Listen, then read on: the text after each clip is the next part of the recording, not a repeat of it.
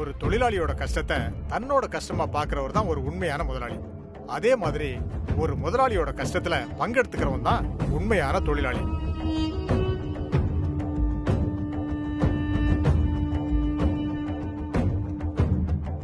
உங்களோட நிலைமை என்னன்னு நம்ம கம்பெனில ஒர்க் பண்ற எல்லா தொழிலாளிக்குமே தெரியும் சார். நாமெல்லாம் ஒரே குடும்பம்னு அன்னபூர்ணியம்மா அடிக்கடி சொல்லுவாங்க. அவங்க எங்களை இதுவரைக்கும் குடும்பத்துல ஒரு ஆளாதான் மதிச்சு நடத்திருக்காங்க. சூர்யா சார், தொழிலாளின்னா எப்பவுமே போனஸ் கேட்பாங்க, சம்பளம் ஏத்தி கேட்பாங்க, அது கிடைக்கலன்னா ஸ்ட்ரைக் பண்ணுவாங்கன்னு சில பேர் நினைச்சிட்டு இருக்காங்க. ஆனா இந்த சூழ்நிலையிலையும் உங்களுக்கு எதிராக எங்களை தூண்டி விட்டு ஸ்ட்ரைக் பண்ணுங்கன்னு சொன்னது வேற யாருமே இல்ல, உங்க வீட்டுல இருக்கிற ஒரு ஆளு தான்.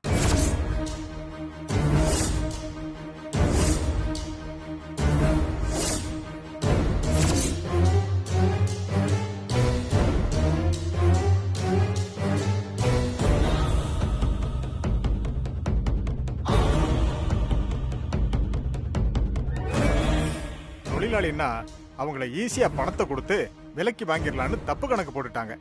ஆனா எல்லார்கிட்டையும் அது நடக்காதுன்னு இப்போ அவங்களுக்கு புரிஞ்சிருக்கும். அவங்க என்ன பார்த்து விலை பேசும்போதே நான் மறுத்து பேசியிருக்க முடியும். அப்படி பண்ணியிருந்தா அவங்க என்ன விட்டுட்டு வேற ஒரு ஆளை தேடி போயிருப்பாங்க. அப்புறம் கண்டிப்பா ஸ்ட்ரைக் நடந்திருக்க சான்ஸ் இருக்கு. இந்த உண்மையை உங்ககிட்ட சொல்லணும்னு தான் நான் இங்க வந்தேன்.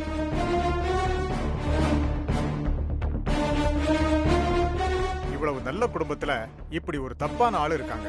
அது யாரு என்னன்னு என் வாயால நான் சொல்ல மாட்டேன். என்னால உங்க குடும்பத்துல பிளவு உண்டாக்க நான் விரும்பல. என்ன மன்னிச்சிருங்க. கூடிய சீக்கிரமே அது யாரு என்னன்னு நீங்களே கண்டுபிடிப்பீங்க. எதுக்கும் நீங்க எல்லாம் கொஞ்சம் ஜாக்கிரதையா இருங்க.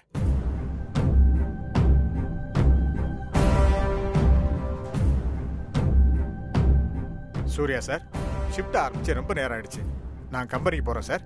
வரேன் சார். சார் வரேன் சார்.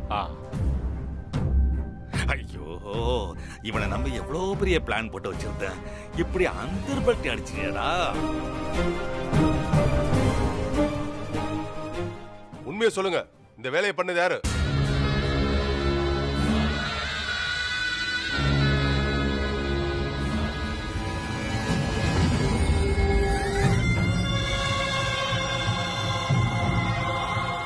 நீங்களா ஒத்துக்கிட்டீங்கன்னா எந்த பிரச்சனையும் இல்லை. நாங்களா கண்டுபிடிச்சோம், ரொம்ப அசிங்கமாயிடும்.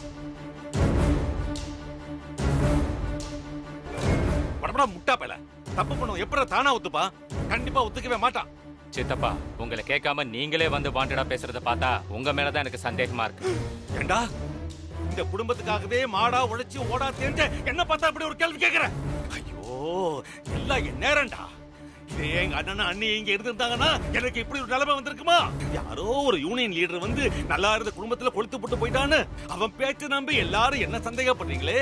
ஐயோ, இப்ப சங்கர என்ன கேட்டா நீங்க இப்படி புலம்பிட்டு இருக்கீங்க? எல்லாம் ஏன் நேரம்டா. இங்க ஒரு அப்பாவி பாட்டிக்கிட்ட எல்லாரும் சேர்ந்து என்னையே கேள்வி கேளுங்க. இந்த மாதிரி கேவலமான வேலையை யார் பண்ணிருப்பாங்கன்னு நான் சீக்கிரமா கண்டுபிடிக்கிறேன். அதுக்கப்புறம் இருக்கு அவங்களுக்கு.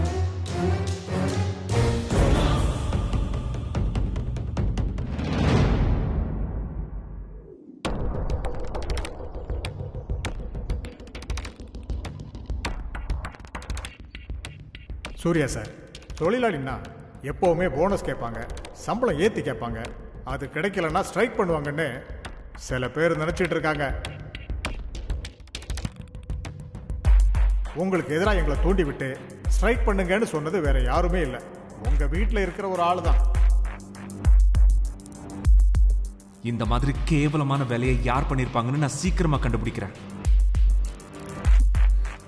கேவலம், ஒரு யூனியன் லீடர் என்ன ரொம்ப அசிங்கப்படுத்திட்டான்.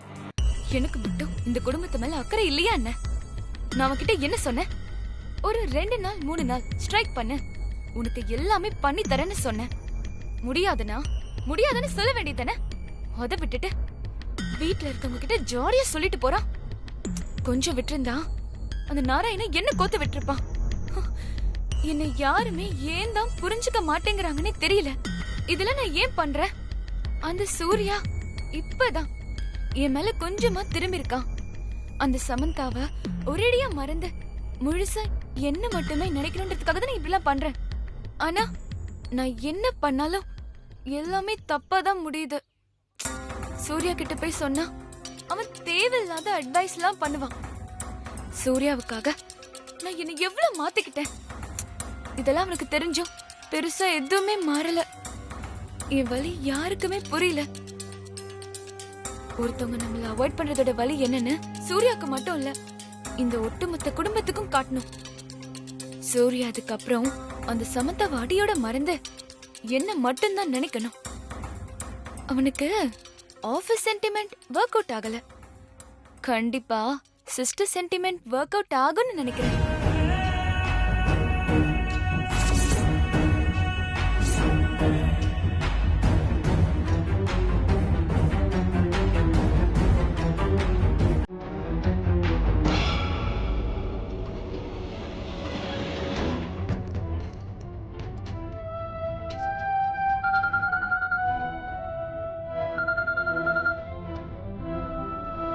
கால் பிக் பண்ற இடியட்.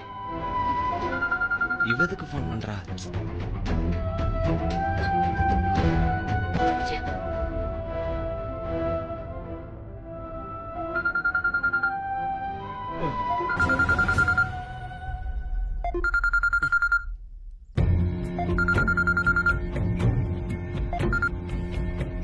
ஹலோ. என்ன அபி, எப்படி இருக்க? நான் எப்படி இருந்தா உனக்கு என்ன? இப்ப எதுக்கு கால் பண்ண? ரொம்ப கோவமா இருக்க போல.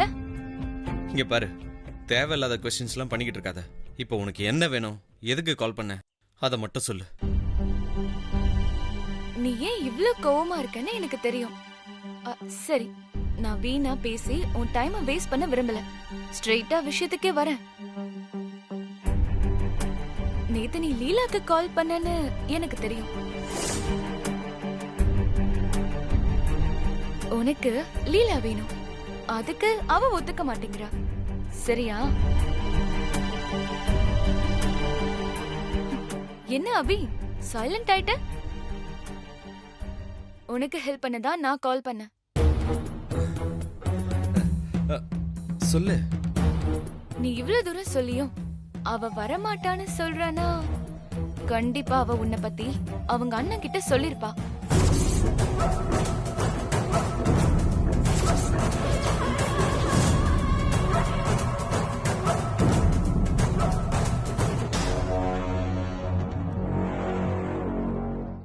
அவங்க அண்ணன் உன்னை சும்மா விட மாட்டான். அவனை பத்தி உனக்கே தெரியும், உன்னை அடிச்சு காலி பண்ணிடுவான். அதனால அவனுக்கு முன்ன நீ முந்திக்க, அந்த லீலா வடிச்சு காலி பண்ணிடு.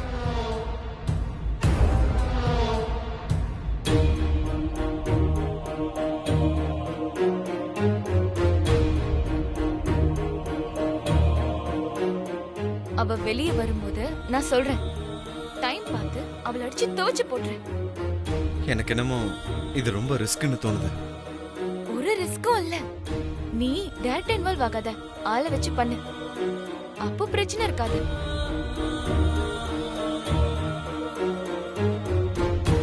ஓவரா யோசிக்காத, அப்புறம் உன் நிலைமை ரொம்ப மோசமாயிடும். ஓகே, நான் ரெடி. ஓகே, எப்போ எங்கன்னு நான் உனக்கு திரும்பவும் கால் பண்றேன், அப்ப பண்ணிடு. அது வரைக்கும் கொஞ்சம் சேஃபாவே இரு. இல்ல, நீ எதுக்கு லீலாவை பழி வாங்க துடிக்கிற? அந்த காரணத்தை நான் அப்புறமா சொல்றேன்.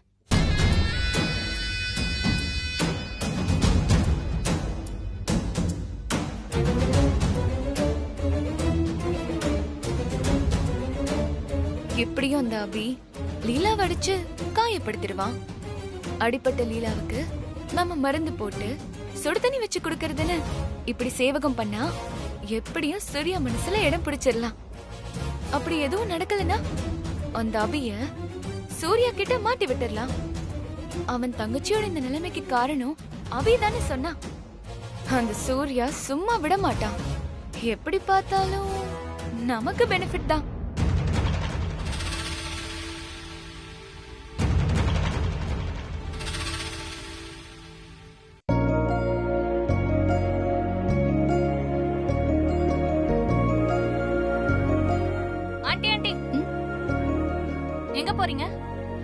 என்னம்மா நீ வெளியில போகும்போது அபசகுன மாதிரி கேக்குற?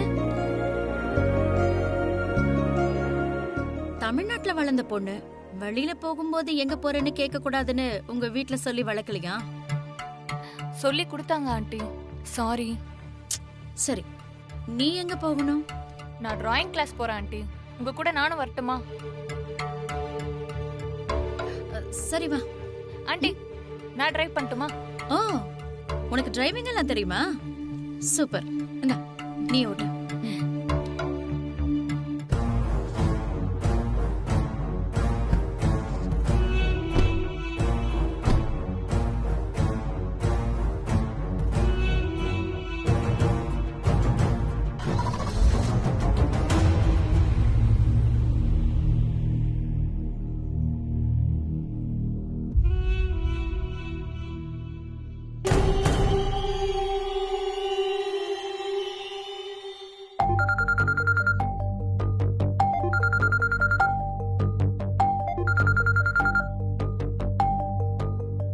போன் எடுடா, கம் ஆன்.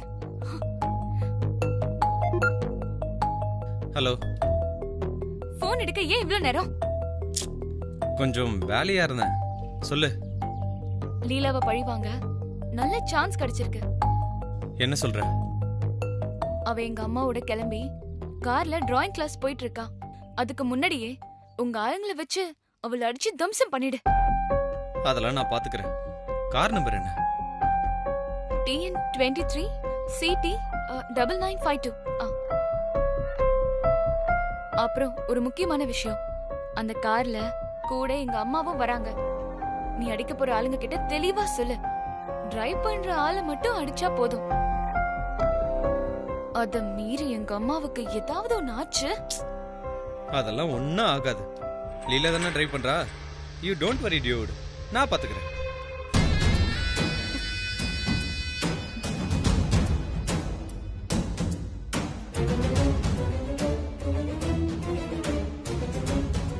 லீலா நீ செத்தடி. நீ வாங்க போற அடியில உங்க அண்ணன் பதறணும்.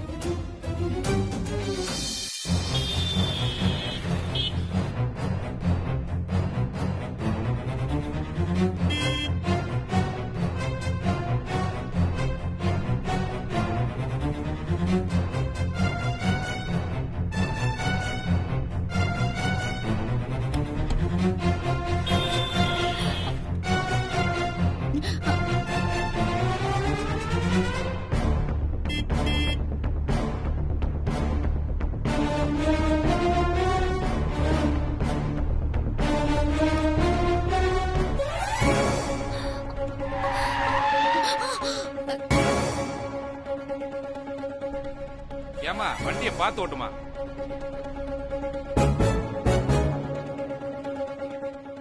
ஏமா இவ்வளவு வேகமா வர்ற?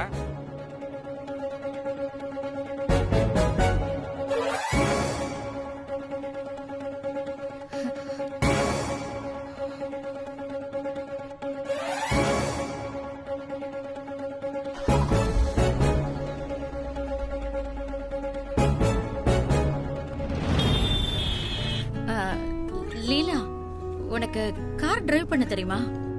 தெரியும் ஆண்டி. அப்புறம் ஏன் இவ்ளோ மோசமா டிரைவ் பண்ற? என்ன ஆண்டி சொல்றீங்க? நான் நல்லா தானே டிரைவ் பண்ணிட்டு இருக்கேன். நீ நல்லா டிரைவ் பண்ற. இப்படி பயந்து பயந்து ஓட்டிக்கிட்டு இருக்க. இந்த மாதிரி எல்லாம் போனா இன்னைக்கு ஈவினிங் தான் நீ டிராயிங் கிளாஸ்க்கு போக முடியும். ஆமா, டிரைவிங் நீ யார்கிட்ட கத்துக்கிட்ட? சமந்தா கிட்ட. அதான் இவ்ளோ மோசமா டிரைவ் பண்ற. சரி, நீ காரை கொஞ்சம் ஓரம் பண்ணி பாட்டு. நான் வண்டி ஓட்டுறேன். நிப்பாட்டுமா?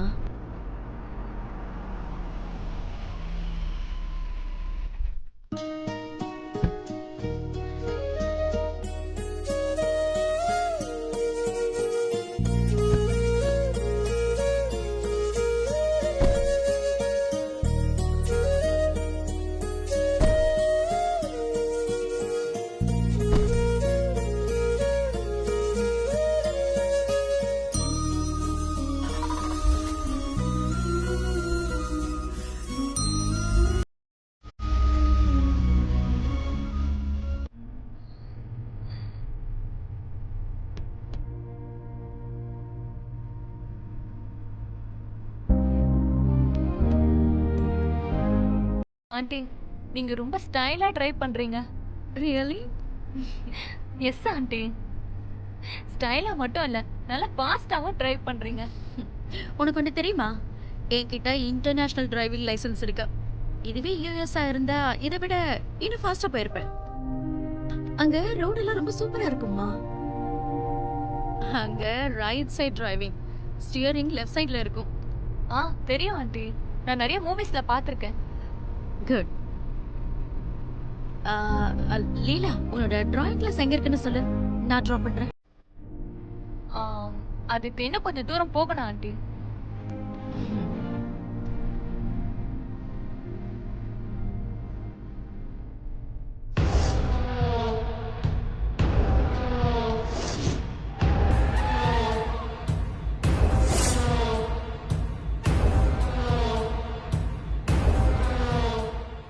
எரும மாடுங்க மாதிரி நடு ரோட்ல வந்து நிக்கிறானுங்க பாரு இவங்கள. ஹேய், யாரா நீங்க? வழியில நின்னுட்டு இருக்கீங்க. ஒழுங்கா ஒதுங்கி போறீங்களா இல்ல போலீஸ கூப்பிடவா?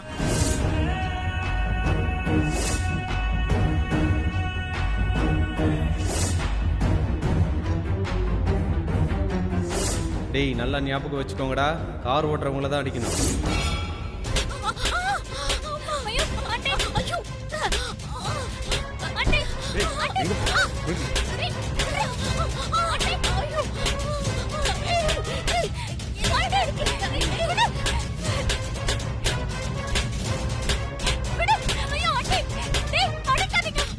ஏய் விடுங்கடா, இதுக்கு மேல அடுத்த செத்து போயிட போறான். வாங்க ஓடிடலாம்.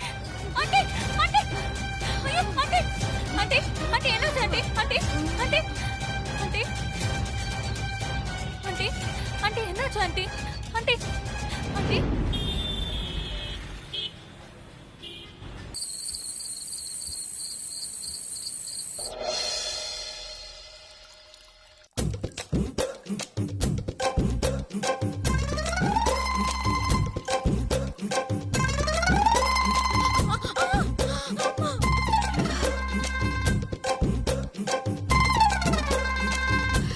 வலிக்குது சாம்.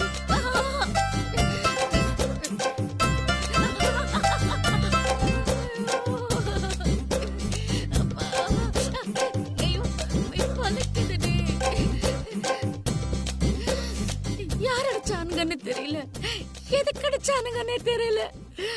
ரொம்ப வலியா இருக்கு ஷாம். டாக்டர் என்ன சொன்னாங்க? லேசான அடிதான், பெயின் கில்லர் கொடுத்திருக்காங்க.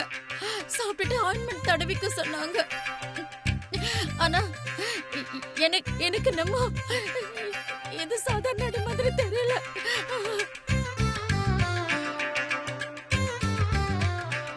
சாரி மாம், இது எல்லாத்துக்கும் காரணம் நான் தான். இத சொன்னா நீ எப்படி எடுத்துப்பன்னு தெரியல. நான் அந்த லீலாக்கு தான் பிளான் பண்ணேன். நீ எப்படி மாட்டினே தெரியல. I'm really sorry mom.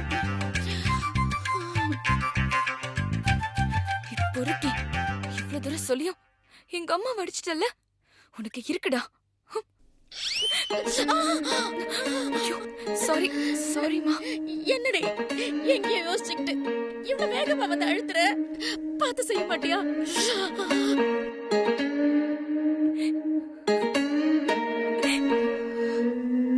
Sham, என்னாச்சு உனக்கு? வலி தாங்க முடியாம நான் அழறேன். நீ எதுக்குமா கண் கலங்குற? அம்மாக்கு ஒண்ணும் இல்ல, ஃபீல் பண்ணாத. நீ திட்டினதுக்காக ஃபீல் பண்ணல, என்னாலதான் உனக்கு இந்த நிலைமைன்னு அதை நினைச்சாதான் எனக்கு ரொம்ப கில்ட்டியா இருக்கு. I'm really sorry. மாம், வீட்ல இருக்கவங்களுக்கு இந்த விஷயம் தெரியுமா? இல்ல, நான் யாருக்கும் தெரிய வேண்டாம்னு லீலா கிட்ட சொல்லிட்டேன்.